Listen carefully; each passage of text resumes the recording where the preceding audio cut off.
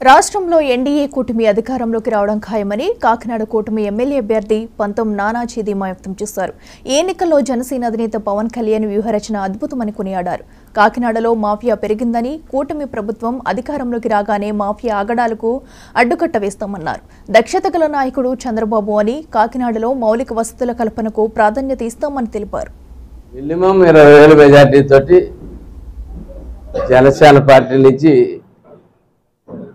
నేను నెగ్గబోతా ఉన్నాను. అది మీ అందరితో పంచుకుందాం అన్నటువంటి ఉద్దేశంతో ఇవాళ ఈ మీడియా సమావేశం పెట్టడం జరిగింది.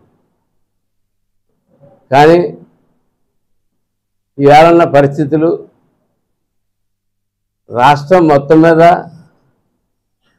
మన కాకినాడ జిల్లా మీదే, లా అండ్ ఆర్డర్ మీద ప్రత్యేకంగా ఎన్నికల సంఘం పూర్తి స్థాయి నిఘా పెట్టి పూర్తి స్థాయిగా దీన్ని ఒక నేర చరిత్ర గల ప్రాంతంగా గుర్తించి ముందుకెళ్తుందంటే వీరందరూ ఎంత ఆలోచించుకోవాలా, ఎంత జాగ్రత్తగా ఉండాలా, మా కార్యకర్తలు ఎంత జాగ్రత్తగా ఉండాలా, ప్రజలు ఎంత జాగ్రత్తగా ఉండాలా అన్నటువంటి విషయం మీద మాట్లాడదాం అని చెప్పి కూడా పంపించారు. ఇవాళ చెప్తా ఉన్నారు, కాకినాడ ఏదో చిన్న చిన్న దొంగతనాలు చిన్న అయితే పర్వాలేదు, ఇది ఒక ఇంటర్నేషనల్ మాఫియా సెంటర్ కింద తయారా ఉంది. కాబట్టి రేపు ఎన్నికల కౌంటింగ్లో ఎంతటి దౌర్జన్యానికన్నా సిద్ధపడే అవకాశాలు కనపడతా ఉన్నాయి. అఫ్కోర్స్ మన వనరుల దగ్గర గొత్తులోకి, యూత్ ఫోర్స్లో గొత్తులోకి మా జనసేన పార్టీని జోలికి ఒక్కడు కూడా రాలేడు.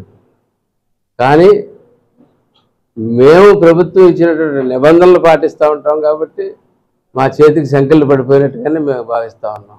ఎందుకంటే ఎస్పీ గారు ఏదైతే శాంతి భద్రతల గురించి చెప్పారో దాన్ని మెయింటైన్ చేయడానికి మేము పూర్తి స్థాయిలో సిద్ధంగా ఉన్నాం. కానీ అవతల పరిస్థితి అయితే అనేక రకాలుగా వినపడుతూ ఉంది. నిన్న మొన్న నాకు వచ్చిన ఇన్ఫర్మేషన్ ప్రకారం పెద్ద ఎత్తున డబ్బు పట్టుకుని ఏజెంట్లు కూడా కొనే పరిస్థితికి, అట్లాగా ఒకవేళ లోపల కానీ వారు వాడిపోతున్న దిశుంటే గొడవలు పెట్టుకోవడానికి సిద్ధంగా ఉన్నారని చెప్పి తెలుస్తోంది. జయశంకర్ భూపాలపల్లి జిల్లాలో కలెక్టర్ భవేష్ మిశ్రా పర్యటించారు. రేగొండ మండలం